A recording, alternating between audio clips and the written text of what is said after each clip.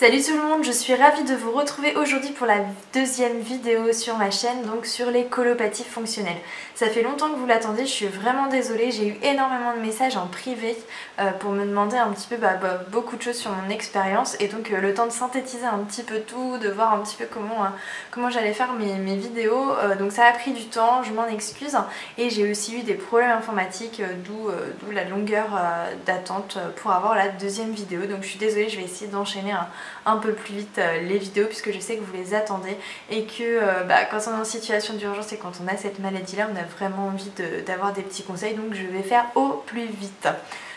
Alors aujourd'hui le thème ça va être les voyages, puisque en fait voilà, bon, les vacances sont finies, effectivement le timing est un petit peu mauvais, mais je me suis rendu compte que pendant qu'on partait en voyage il y avait beaucoup de personnes que ça stressait là cet été. De voir comment on faisait pour partir en voyage quand on avait cette maladie là, est-ce qu'on devait même écourter nos voyages, annuler nos voyages, donc voilà, je voulais vraiment vous parler de ça, de mon expérience, moi ce que je fais pendant mes vacances, pendant mes week-ends, enfin voilà comment j'arrive à m'en sortir avec ça, et puis après on refera une vidéo donc je pense sur la nourriture et le sport.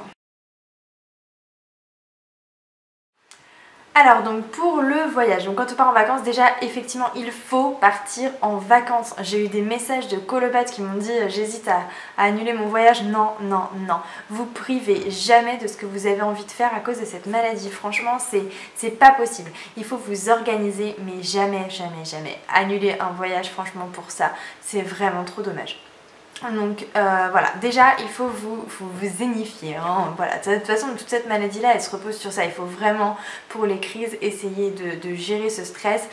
Comme je vous parlais dans la première vidéo, la première étape c'est l'acceptation, il faut vraiment accepter ce que vous avez.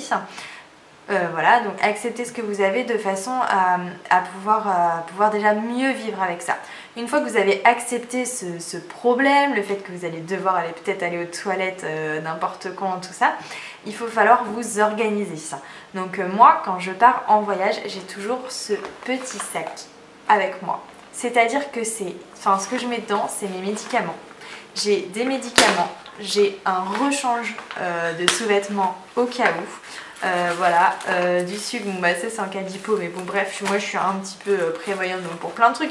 J'ai aussi mes pansements, j'ai tout ça pour quand je pars en rando.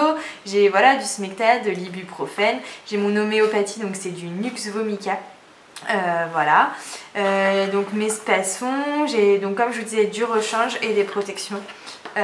Voilà, en cas de crise urgente. C'est-à-dire qu'en fait même au travail j'ai ce petit sac avec moi, partout où je vais j'ai ce petit sac. C'est-à-dire que déjà c'est rassurant d'avoir ça. On sait qu'on a les médicaments sous le coude, qu'on a des rechanges au cas où. Et on peut l'emmener partout, c'est discret. Moi j'ai pris un petit sac voilà, qui passe dans mon sac à main, qui passe dans mes valises. Voilà, comme ça moi j'ai toujours ça sur moi. Et déjà rien que la fait d'avoir ça, ça me déstresse. Autre chose qui me déstresse, c'est que j'emmène toujours ma bassine. J'ai une petite bassine, je vais aller la chercher pour vous la montrer.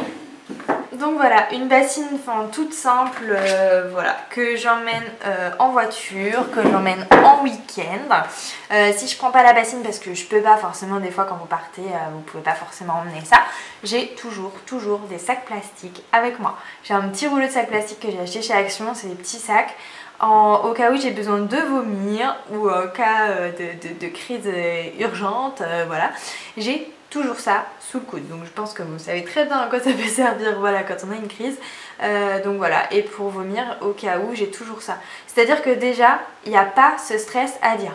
Mais mince, là, si j'ai envie de vomir, si j'ai mal au ventre, comment ça va se passer dans la voiture, dans l'hôtel, enfin voilà. Moi j'ai toujours ça à côté de mon lit, déjà de toute façon je vous en avais parlé, ça et ma bouillotte c'est les indispensables. Et voilà, en voiture j'ai toujours ça, de façon à me dire, et ben voilà, il m'arrive un truc, j'ai ça, j'ai pas besoin de demander faut vite s'arrêter ou voilà, j'ai toujours cette solution là au cas où.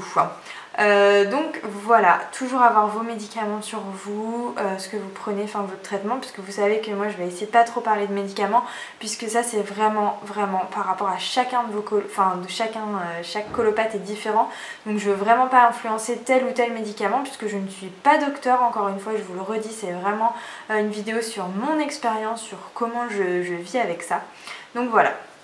Autre point donc des voyages, quand on va en voyage on est souvent amené à aller au restaurant. Donc ça, moi, c'était le truc qui m'angoissait le plus. J'arrivais à aller en voyage, à partir en week-end et tout ça. Mais après, c'était mince, on va manger au restaurant, ça va se passer comment? Donc encore une fois, maintenant j'y vais de plus en plus et je regarde bien la carte et il faut regarder la carte, il faut prendre ce que vous pouvez manger. Prenez des choses que vous êtes sûr de pouvoir avaler, que ça tienne.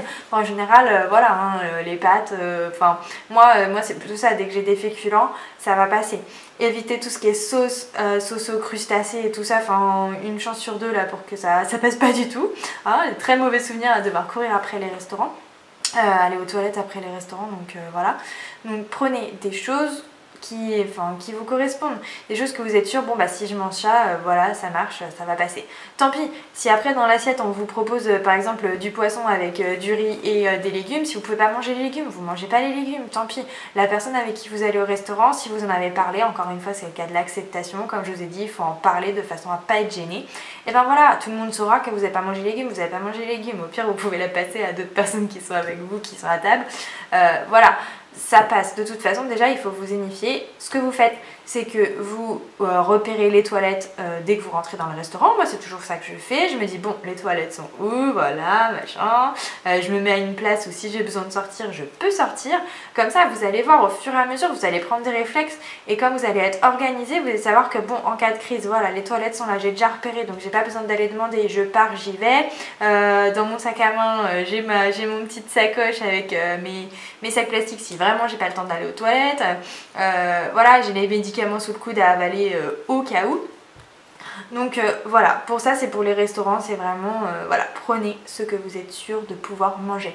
Après bon bah des fois mauvaise pioche, hein, des fois bon bah moi ça m'est arrivé la dernière fois de prendre quelque chose, je pensais que ça allait passer, et finalement je pense que dans la sauce il y avait quelque chose qui allait pas, c'est pas passé, et ben c'est pas grave, j'ai fait une crise, j'étais pas bien. Voilà, bon bah après c'est des choses qui arrivent. Donc après pareil, si vous pouvez aussi emmener votre bouillotte en vacances ou quelque chose qui vous fait du bien, voilà, essayez de le prendre. Vous avez aussi des huiles essentielles à respirer, c'est à base de camphre et de menthol. J'essaierai de vous retrouver, c'est le baume du tigre en blanc, ça marche. Et après vous avez des roll-on aussi dans les magasins, j'essaierai de vous mettre ça. Moi là j'en ai pas parce que j'en utilise pas forcément, mais je sais que ça peut détendre aussi, déstresser un peu les maux de ventre, les nausées pour ceux qui en ont, donc voilà. Donc ça va être mes petits conseils donc pour les voyages. Donc je sais que là le timing est mauvais puisque les vacances sont finies, mais si vous regardez cette vidéo et que vous allez partir en week-end ou en voyage, ça peut peut-être vous servir. Donc voilà pour cette vidéo là, on va se retrouver au plus vite, hein. Je fais au mieux pour vous faire les autres vidéos puisque sur les repas et sur le sport ça va demander un peu plus de temps. Donc je fais au mieux et puis j'attends toujours vos commentaires, vos petits messages et j'essaye de répondre à chaque fois au mieux au cas par cas. Et puis on va se retrouver donc très vite pour de nouvelles vidéos. Ciao ciao.